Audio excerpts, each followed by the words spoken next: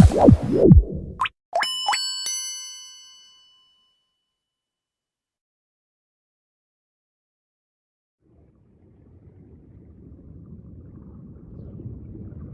weary ocean traveler returns to the shores of an island paradise.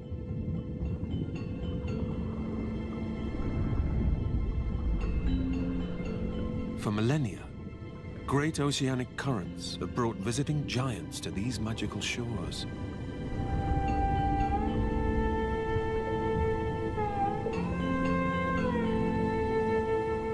An island where deep-sea leviathans roam close to land.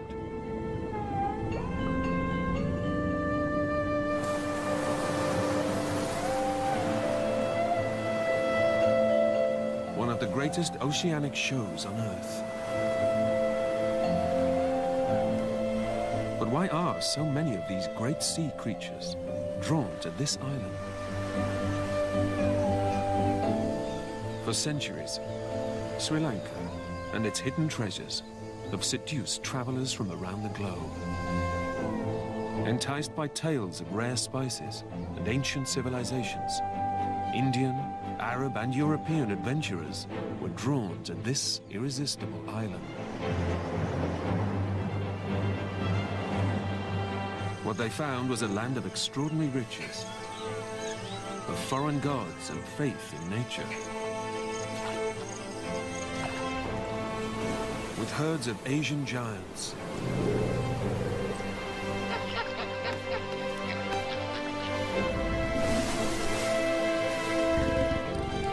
and creatures found nowhere else on Earth.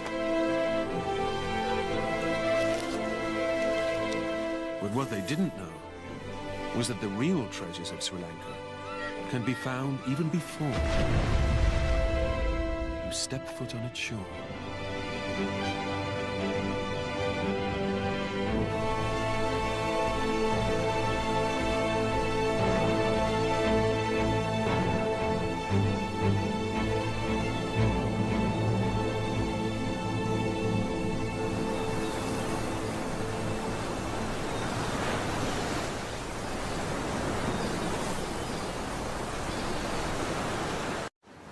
In the Indian Ocean, the island of Sri Lanka stands as a crossroads for all kinds of migrating marine life. Just off the coast is one of the world's biggest gatherings of the largest predator alive.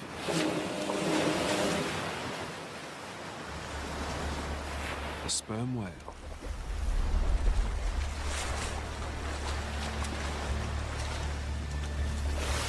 Nomads of the sea, they're almost continuously on the move.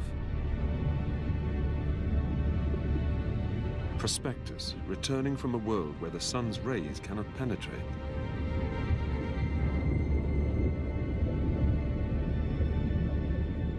After as long as an hour in the deep, they return to the surface to breathe. Before they dive again, they fertilize the surface. To save energy in the depths, they shut down their non-critical organs, and that includes the ability to defecate. This is one of the only ways that nutrients locked in the world below are returned to life near the top.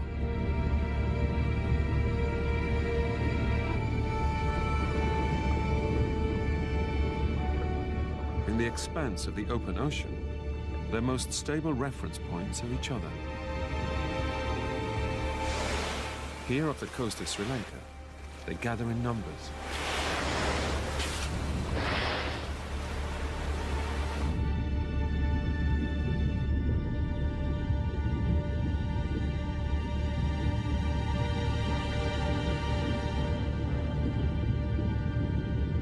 Superpods, some of the largest seen anywhere in the oceans.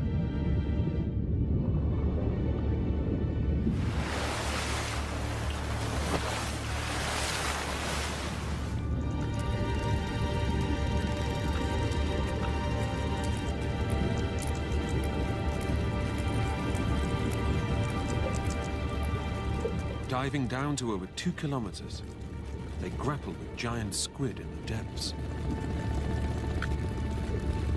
These are hungry hunters.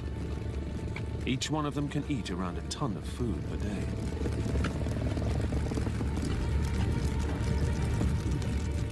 It's thought that they can stun their prey by producing some of the loudest sounds of any living creature.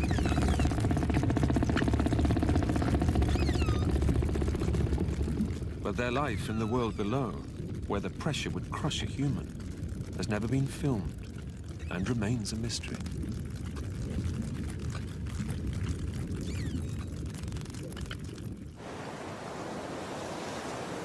Somehow, the rich waters of Sri Lanka can satisfy the appetites of so many visiting giants. Circling this island is an ocean like no other, all thanks to a unique combination of natural and geological quirks. At the tip of India, Sri Lanka is the southernmost point of a huge tapering continental landmass. The island has a mountainous heart, bound by a ring of fertile coastal plains. Rivers litter the land, and together with strange weather patterns, these are the perfect ingredients for an underwater paradise.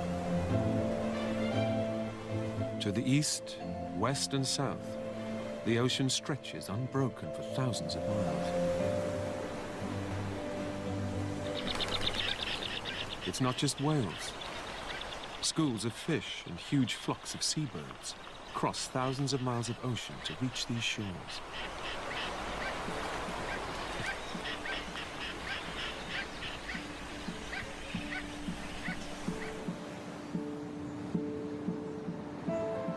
For some drifters, Sri Lanka is the first sight of land for years, possibly decades.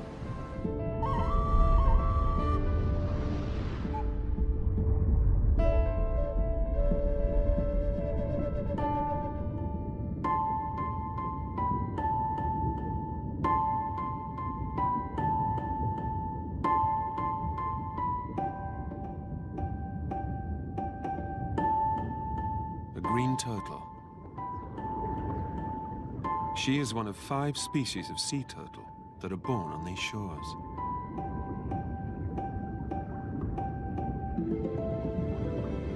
The moment she's waited 20 years for is near.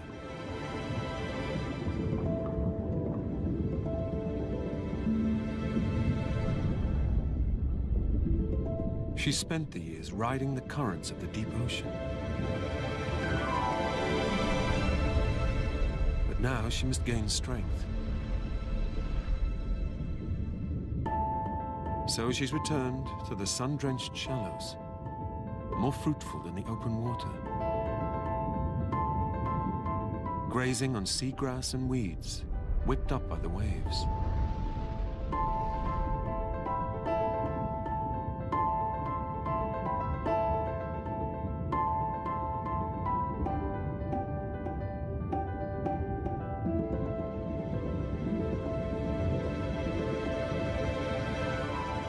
Our science has no idea how, but she knows exactly the beach to which she must return. The beach she was born on.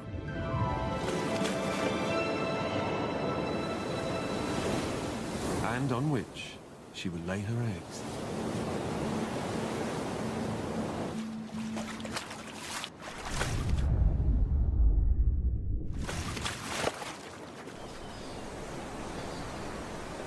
The secret to Sri Lanka's fertile waters actually lies 100 miles away.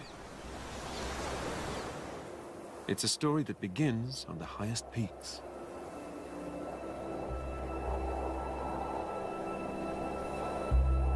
Sri Lanka is a land powered by rain. Warm monsoon winds sweep down from the Bay of Bengal, bringing moisture from far at sea.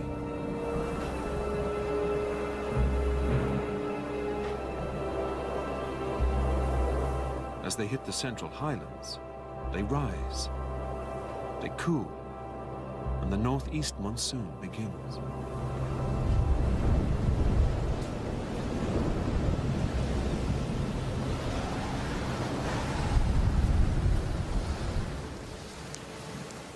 It's weeks since a single drop of rain fell.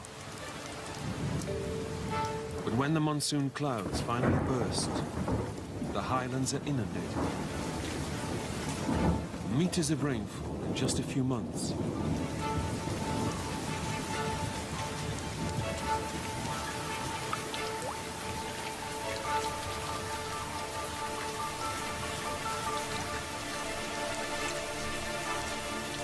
Giving birth to 105 major rivers, a staggering number considering the island's small size.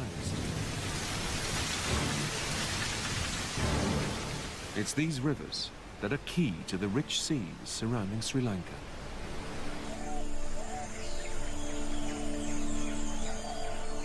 Starting life in mysterious high-altitude cloud forests. Leaves and debris are washed down the mountains. They work their way through impenetrable jungles.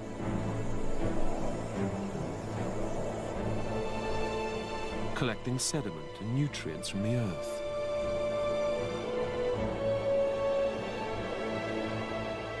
En route, they water vast plantations of green gold, famous Ceylon tea.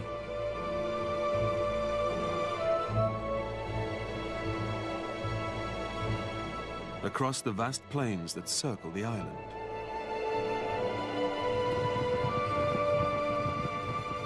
Where great wild herds are sustained by the life-giving water.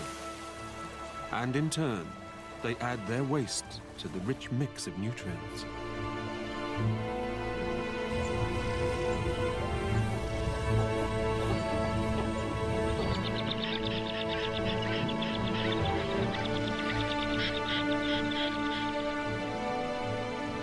They finally mix with the sea in brackish swamps, the mangroves.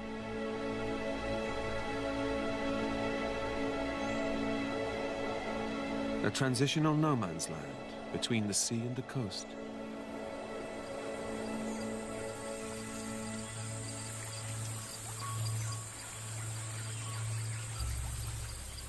Their leaves have special glands which secrete salt crystals, allowing the trees to cope with the water from the encroaching tides.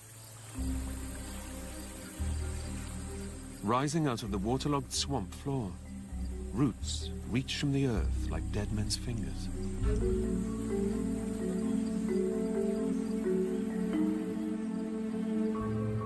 Below the surface, mangroves are vital nurseries for young fish, the roots providing protection from predators.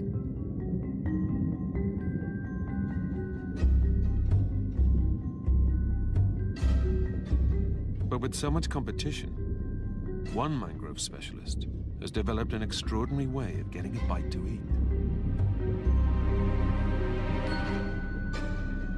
It begins with his dual-action eyes. The bottom part of his eye is used for living down in the murky brown water. But on top, his eyes are suited for spying into the world above.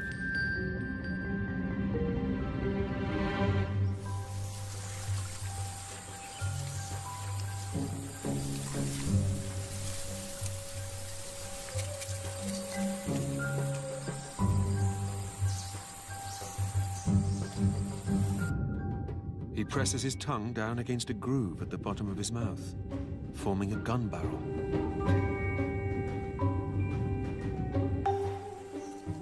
And he fires. He misses. He doubles back and lines up again.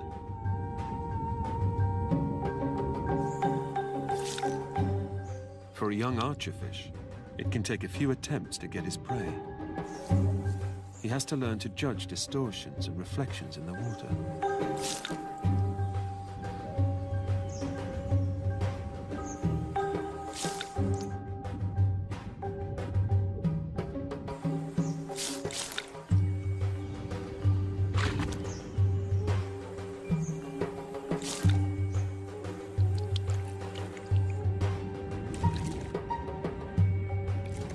Amazingly, the archer can produce a watery arrow that is up to 6 times stronger than his muscle power.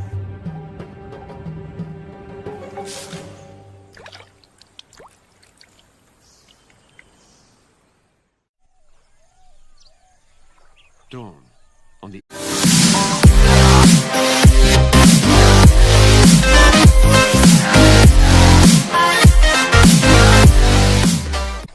The island's most ostentatious seasonal visitor has arrived.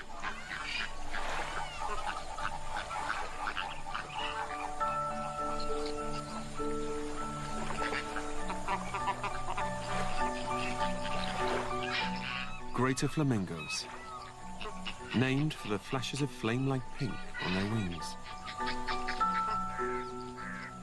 They follow the receding tide further out into the lagoon.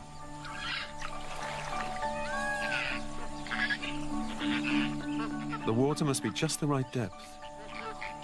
Wiggling their legs, they stir up the mud. Dipping their bills, they sift out shrimp and algae which thrive in the river mouth.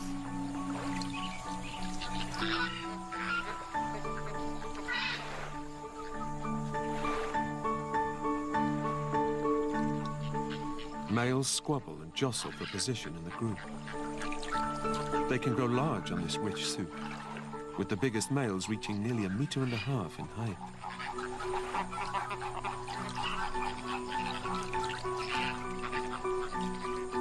They say you are what you eat, and it is the carotene pigment from the crustaceans and algae that gives their plumage its distinctive pink.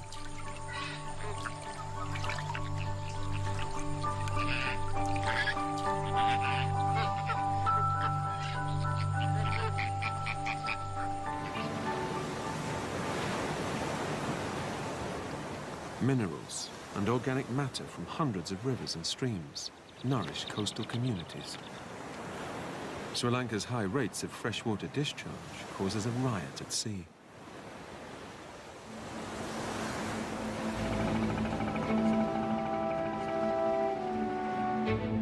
Fleets of fishing boats take to the waves. Endless schools of fish lie in wait.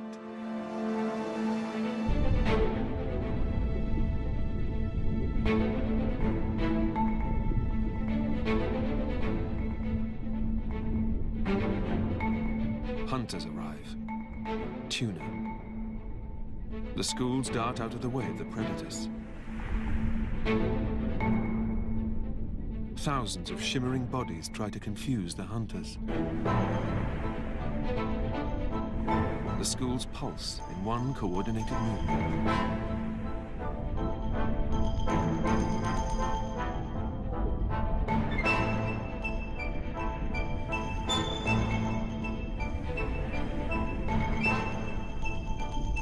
But the tuna are themselves in danger from above. For these fishermen, the big money is in tuna, if they can find them. They're impossible to spot from the surface, but the fishermen are guided by the ocean's greatest acrobats.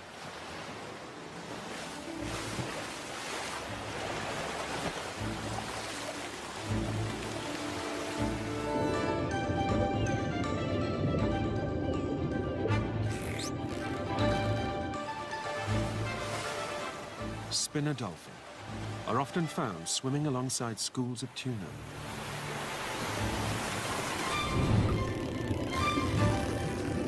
Superpods of thousands of dolphins congregate on the country's coast.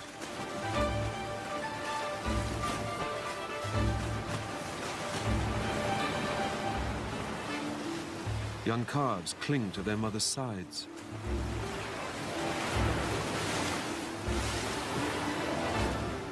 Spinner dolphins live up to their name, rotating spectacularly as they leap meters out of the water. They start attempting it from an early age, but it's an acquired skill. Why spinners spin is a mystery. Some think it's for communication. Others believe it removes parasites stuck to the dolphin's skin.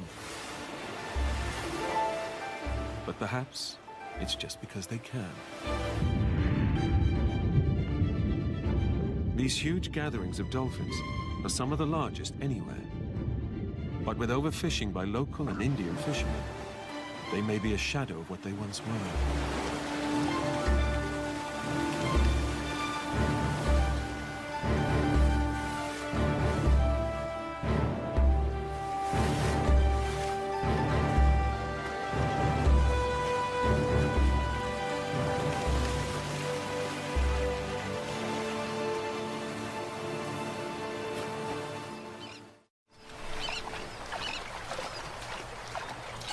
The monsoon rains leave rich pickings in their wake.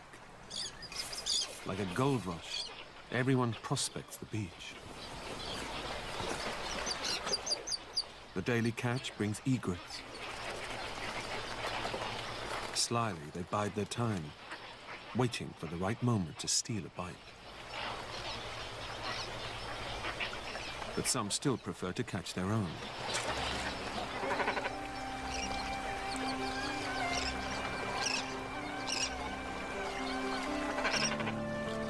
In the lagoons, flocks of cormorants dive for fish. Working in small groups, they drive a school together.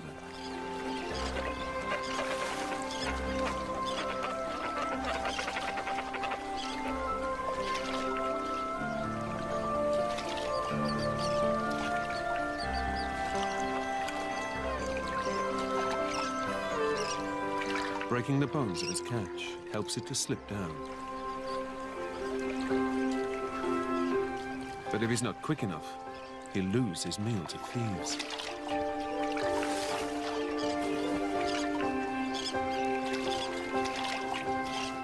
Most water birds have feathers that repel water, but not the cormorant. It makes him an excellent diver, although his feathers do need to be hung out to dry.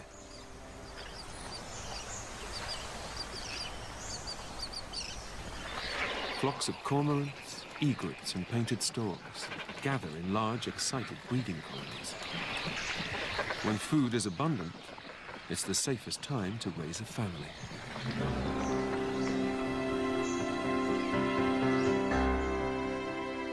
For their neighbor, the white-bellied sea eagle, it's also time to nest.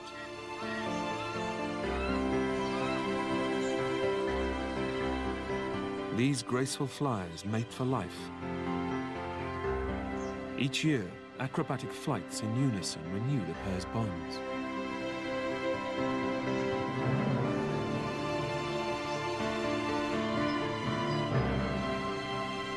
These heavy birds are the largest on the island and can reach up to 4.5 kilos. So finding a tree suitable for the whole family isn't easy.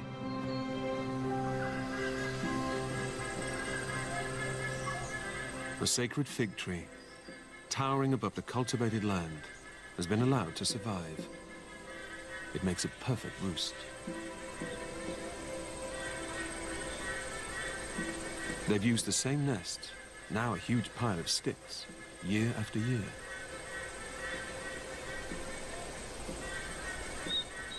The pair have a 6-week-old chick. As he's got older, they're leaving longer and longer gaps between bringing him meals, perhaps to entice him into the air.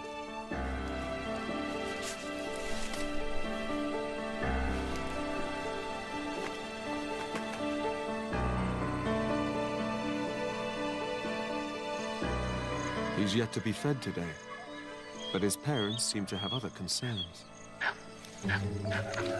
Eagles don't like monkeys, and the feeling is mutual. Crows and eagles tend not to get on too well either.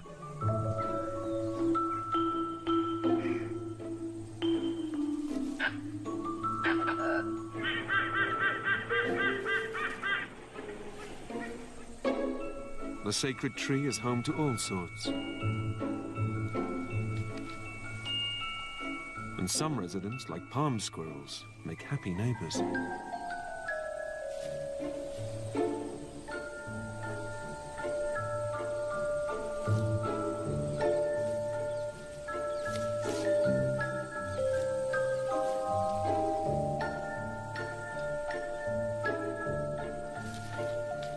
The same can't be said for crows. Crows will mob the eagles relentlessly. They see the predators as a threat. The truth is, the white-bellied sea eagle survives almost entirely on food caught at sea.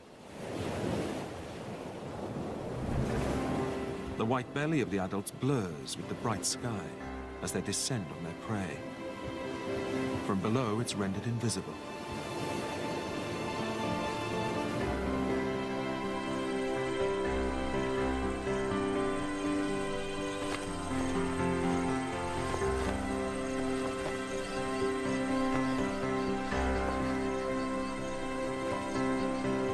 he's not quite ready.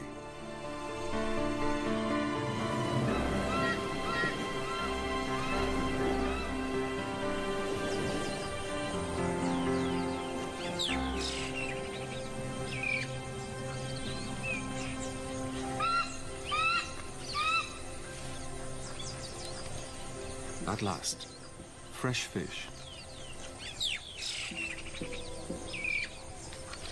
But after being kept hungry for so long, a peck on Dad's leg shows his frustration.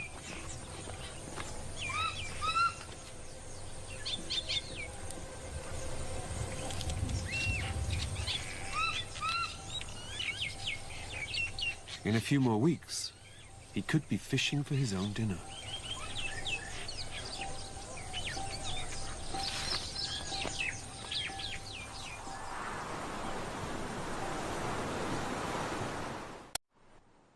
Deceived by an illusion of endless bounty, the fishermen here seem to constantly work the sea.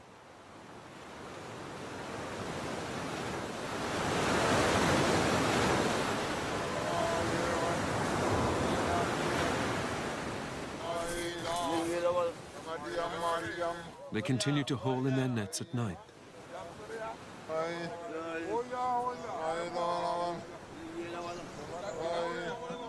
It's the driest time of year, and the seas are calm.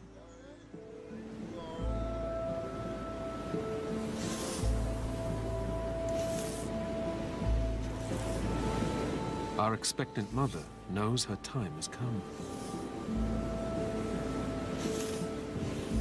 Hauling herself up beyond the reaches of the waves. On land, her flippers are cumbersome. She was born on this beach, and now she's returned to lay eggs of her own.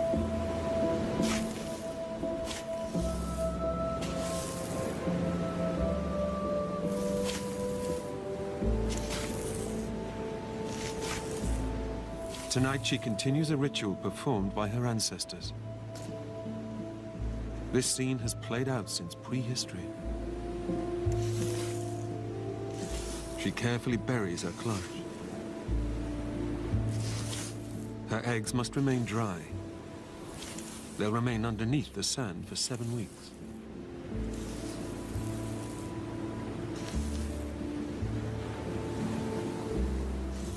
And she returns to the waves.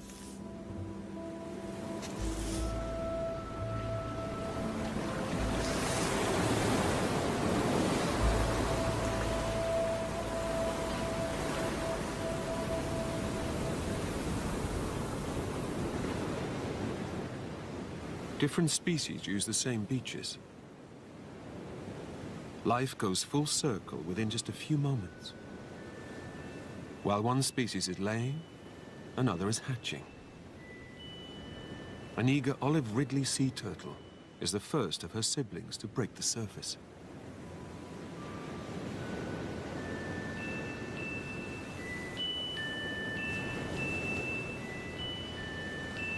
They've remained buried for several weeks. They've waited until the sand cooled, and they knew it was night. Soon she's joined by her brothers and sisters, and the sand is a writhing mass of baby turtles. They know instantly which way to head. Perhaps it's the slope of the sand, or a faint glow of white on breaking waves. But somehow they sense the sea.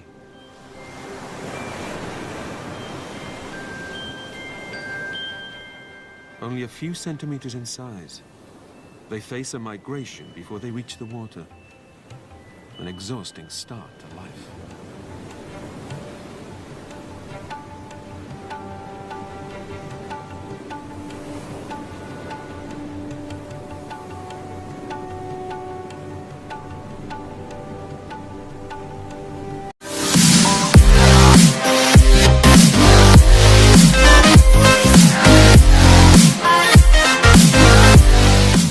Every few steps, they're in a race against the sun.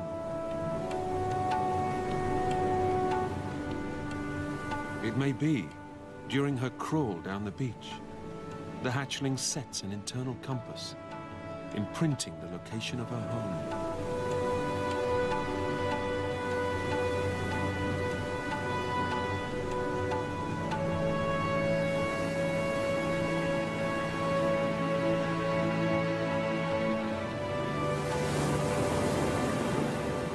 Most will make it in darkness.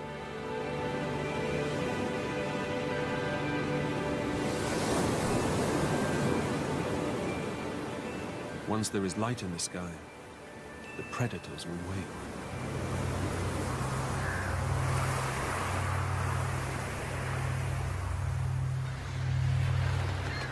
Crows are gathering. A baby turtle would be a decent breakfast.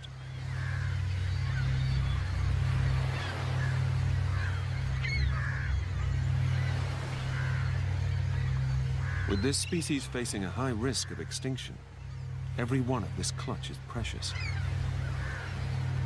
Scientists estimate, even for those who make it to the waves, just 1 in 1,000 will survive to adulthood.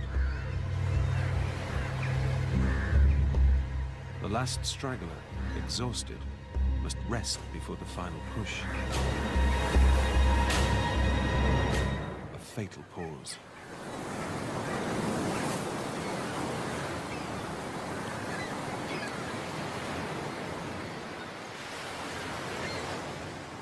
More dangers may await beyond the breakers, but those making it off the beach give these endangered animals a chance.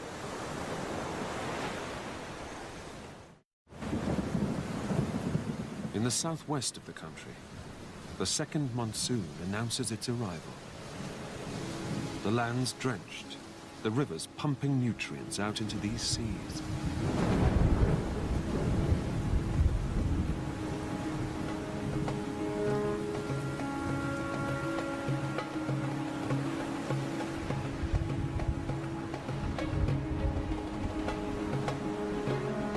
These lands are blessed with 2 monsoons. One the northeast, and one the southwest.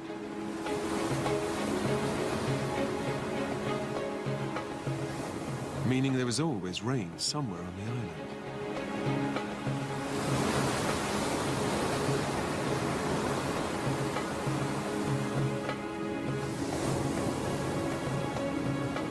After the monsoon, waves roll in exhausted.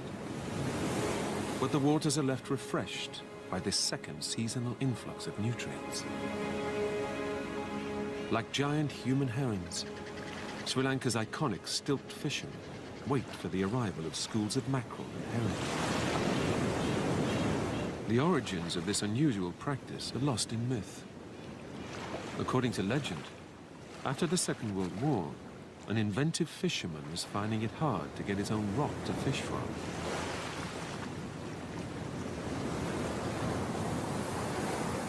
Making use of scrap metal poles left by departing troops, he made his own perfect perch, much to the envy of his competitors.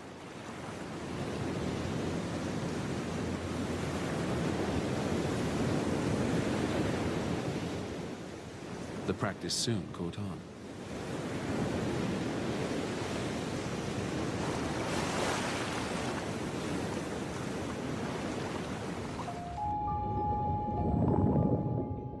Below the waves, infinite schools of bigmouth mackerel block out the sun. Jaws gaping wide. With one coordinated scoop, they filter plankton from the newly recharged water.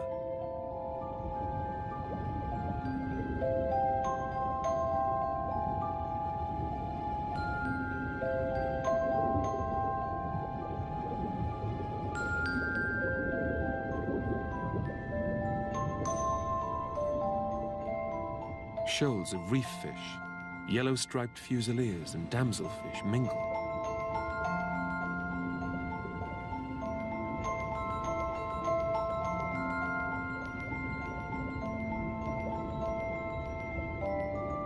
Only this isn't a reef at all. Unnatural angles and perfect circles hint at past lives. Cargo ships, trawlers and World War ships litter the bottom of Sri Lanka's coast. The largest port in Sri Lanka is exposed. Strong seas and monsoon winds make these treacherous waters. But that keeps the currents circulating, and before long, shipwrecks are seized by colonists.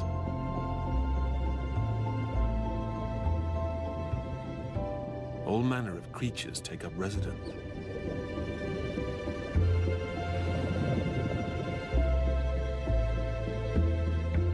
The wrecks provide food as well as shelter. Fish feed on algae and weeds growing on the hull.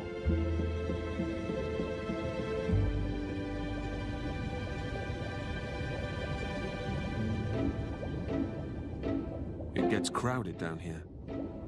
A damselfish guards her patch and crop of algae. The wreck's very own gardener, she weeds her crop. Removing unwanted algae and seaweed from her patch helps the algae she likes to grow. The faint red circle on this mast is a patch of red algae, which she can digest far more easily than other types.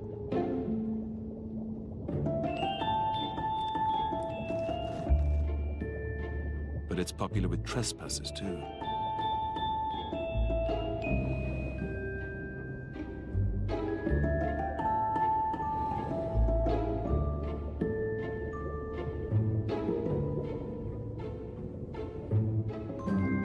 Living in such close proximity to other fish means some unusual ways of getting a meal and strange relationships have evolved.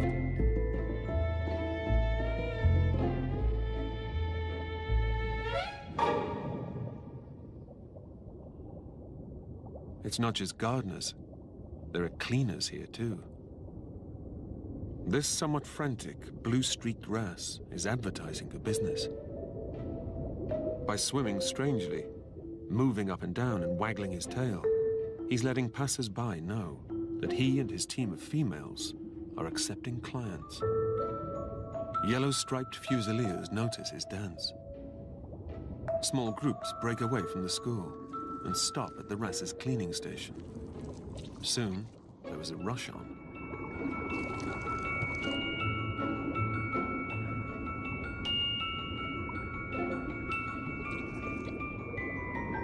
The fusiliers get groomed, and the wrasse get a meal. Without this help, it's impossible to remove parasites or dead tissue.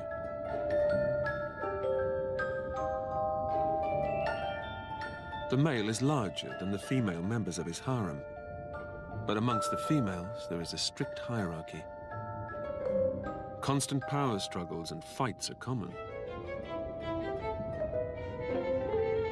If the male dies, the highest-ranking female will change sex, and she takes the top job.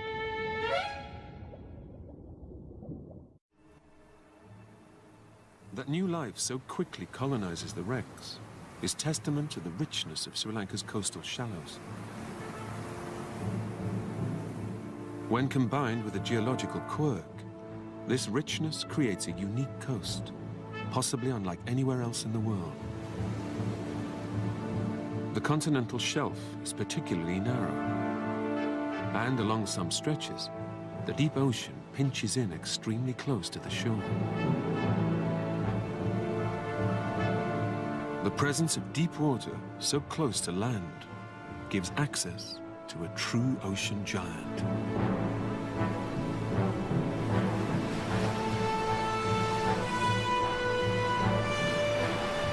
Upwellings, created by the meeting of deep cold and shallow warm water, bring plankton and nutrients up from the deep. With a double monsoon constantly pumping more nutrients out to sea, this all attracts the largest animal to have ever existed.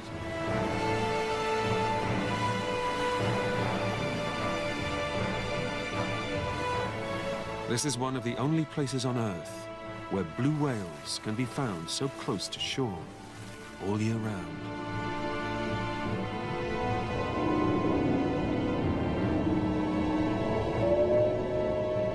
Their tongue can weigh more than an elephant, and they can gulp down 4 tons of food in a single day.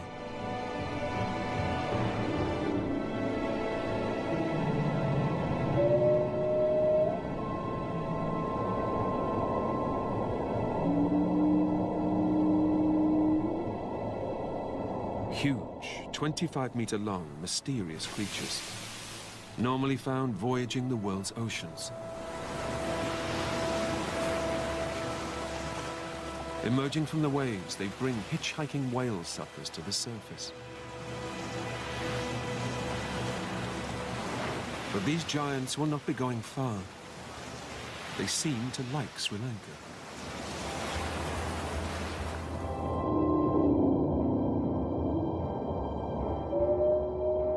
And the waters of this island have a unique sound. For some reason, the blue whales here have a different song. They've been repeatedly recorded, making calls with 4 notes.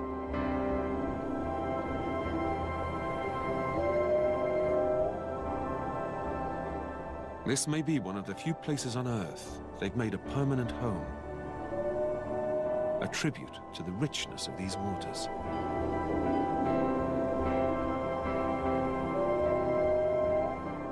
It's possible Sri Lanka has its own unique subspecies, evolved to exploit this fertile territory.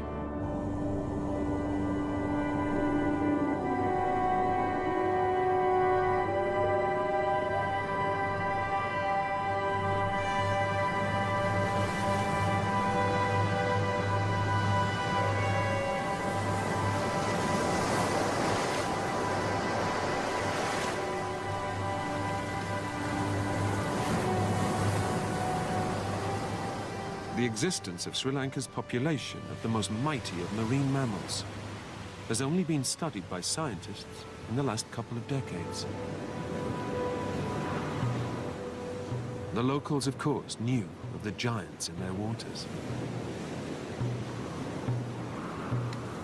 Some even believe the local Buddhist faith is what protected them and much of Sri Lanka's wildlife. But why they are here is only just starting to be understood.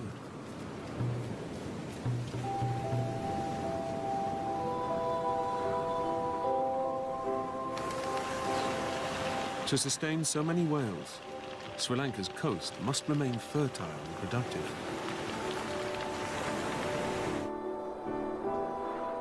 Yet the fate of this sea is tied to the land and the rivers that feed it.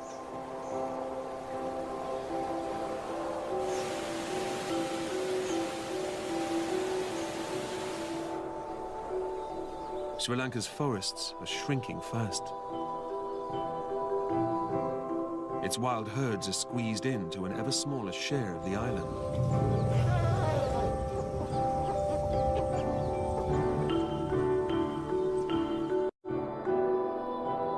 But ancient Sri Lanka